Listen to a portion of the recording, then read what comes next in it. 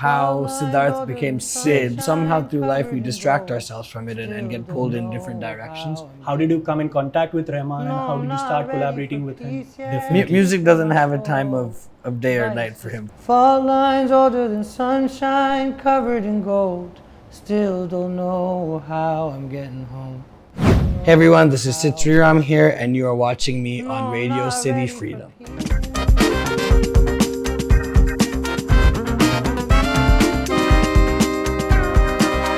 Alright, ladies and gentlemen, I'm your indie boy YB and from the studios of Radio City Mumbai today, we have singer, songwriter, record producer and composer, the man himself, Sid Sriram. Welcome Sid. How are you doing, man? Good to be here. How's it been going?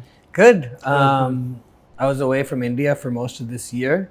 Just got back a couple of days ago and got to Mumbai today. I'm feeling pretty good. Yeah, nice. So Sid, let's start off by first and foremost, I want to tell this one thing that I am a really big fan of your Bollywood music and stuff like that and your indie music as well. I mean, there have been times in my life where I've been really low and I remember putting on just your music or opening your Instagram and, scrolling through your covers and stuff. And man, it has just given me hope and it has just, given me that light and given me the energy to get up and move ahead, whatever it is in life. So I'll always be thankful and grateful to you, man. Appreciate that. Yeah. So let's just start off by you telling our audience about how your journey started, how Sidhart became Sid and how you ended up in the US and stuff like that, just tell our audience. Sure. I was born in Chennai, India in 1990. And then 91, my family moved to the States. We moved to Fremont, California, which is Northern California. And that's where I grew up my whole life. We moved there, and about a year after we moved there, my mom started a Carnatic music school over there. So that was basically the ecosystem in which I grew up. So I was surrounded by music my whole life, and Carnatic music really became the engine, I guess, that introduced me to music. And my mom taught me from the age of 3. 3 is when I first started learning, and it's also the first year that I went on stage and performed. So music has really kind of been like oxygen and just very elemental in my life since as far back as I can remember. And you asked how Sidhart became Sid. Yeah. So I we would speak Tamil at home and Sidhart was my name. I started going to public school when I was, as everyone does in kindergarten and such. And at that time, that's when I shortened my name to Sid, just because people couldn't pronounce the full name properly. And it's been that for since then. That's the name that I really associated myself with. And as maybe you could imagine, when you change your name, also being an Indian growing up in the States with no one that looked like me or sounded like me in popular culture, there was a decent amount of identity crisis. But because I had music, specifically Carnatic music, I was able to really use that as my way of figuring out the different questions I had about self and so on and so forth. So, music has always there might been have there. been a lot of self-doubts also, like, am I in the right place? Am I in the right culture? Because there was a major culture shift, yeah? There wasn't necessarily a culture shift, because when we moved to the States, I was you were born there, right? one. So because I was so young, there was not necessarily a shift, but there was confusion for sure. Right. You don't necessarily, again, the biggest thing is you don't see anyone that looks like yourself on TV and in movies and popular culture. So you question what your position in the society is and such. So that happened. But again, music was just the kind of the current and the energy that allowed me to find my place and understand where I fit in the kind of larger landscape of things. Definitely. So you sort of found your identity through music, that's what it is. Right. We all know that you've been, attending Berkeley School, and there you put up a cover, Frank Ocean cover, if I'm not wrong.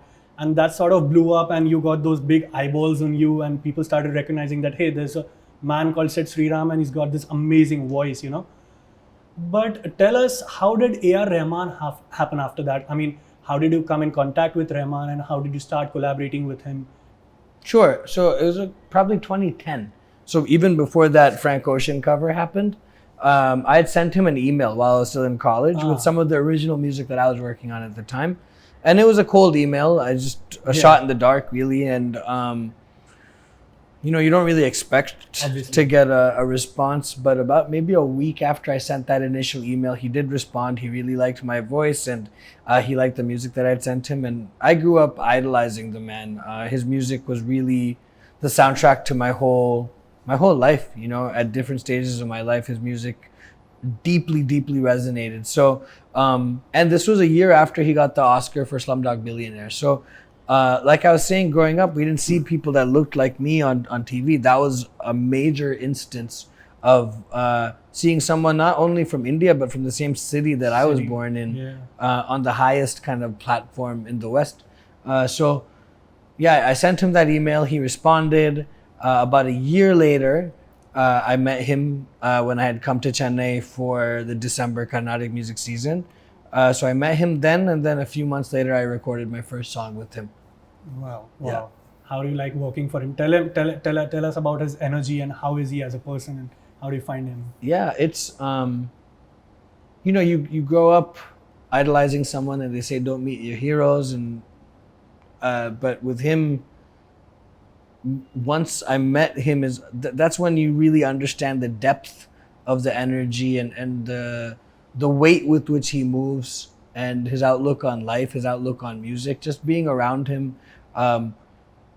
so many realizations for me, so many lessons learned, even when there's not specific lessons he's teaching. Just kind of observing how he makes music and just operates in life was really huge for me, especially at that time. I was 21 years old, just about finishing college, so a very kind of formative time in my life. So to get to spend that time with him at that point in time, and then through the years, he's really been a mentor for me. So beyond just learning music or recording and understanding more about music, just again, the approach to life, to spirituality, to how he really values sound and even to this day, I was interacting with them just a few days ago, and there's so much that I still learn.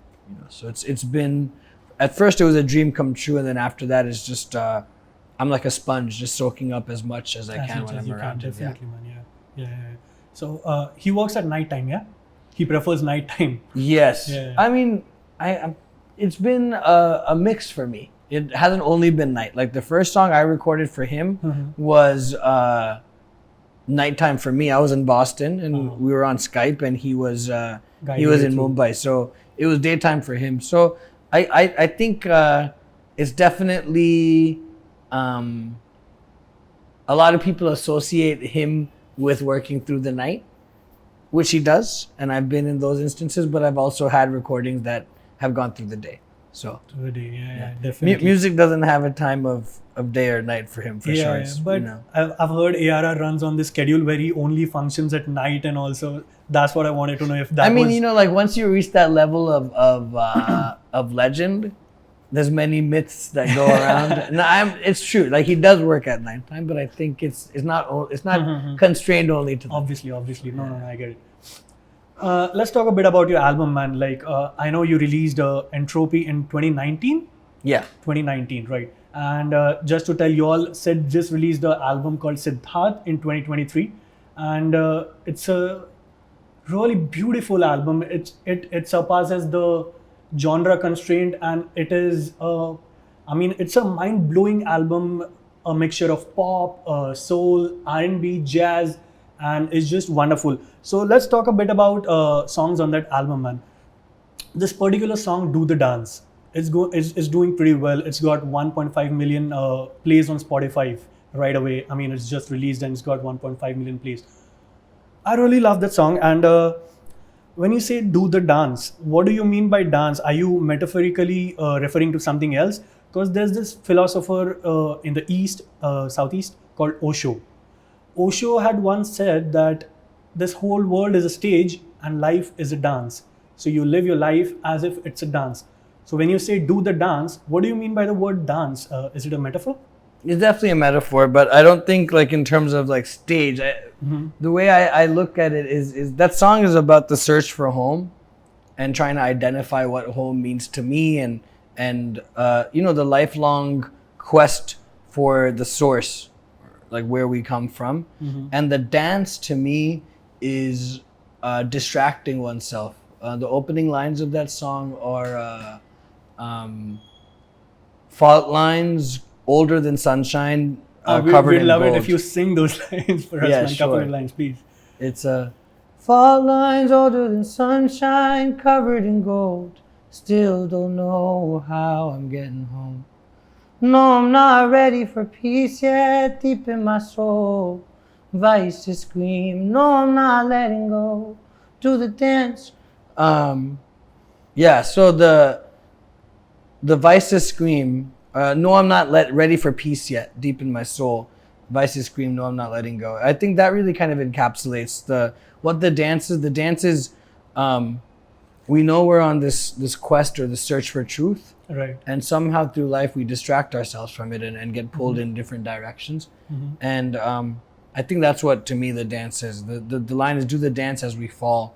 So what do we fall through life a lot of times just kind of defaulting or just kind of trying to find our way. So the dance is our way of, through the chaos, Finding the truth. And yeah. Somewhere, do you think, Sid, you found your truth, or you found your, what do you call it? You found your goal of life, or you found yourself? No, it's a lifelong pursuit. I think lifelong I've found semblances of it, and there's moments of deep resonance or moments of epiphany, but yeah, I don't know if you ever wholly find the truth, So, but that's that's what makes the journey worth it, because you're constantly on a quest for more, seeking more, understanding more, and the journey is the destination. Yeah, for sure. I do though feel like as I've gotten older, especially by way of writing music, I think my compass has become more refined. So the direction in which I'm going kind of reveals itself to me more. So that's definitely happened. But I don't think you ever truly reach that. I mean, who knows? Phase where I've got all the answers here. Yeah. I've gained that. That's mode of that's Zen. like full salvation, liberation, nirvana. So yeah. There's one more song on this album called Dear Sahana. I'd love to talk a bit about this song. It was just like 6-7 of us in a room together, just making music without jamming. any ego. Do you ever fall in love? I don't necessarily believe in the idea of soulmate. Just as quiet as dawn, you crept up on me.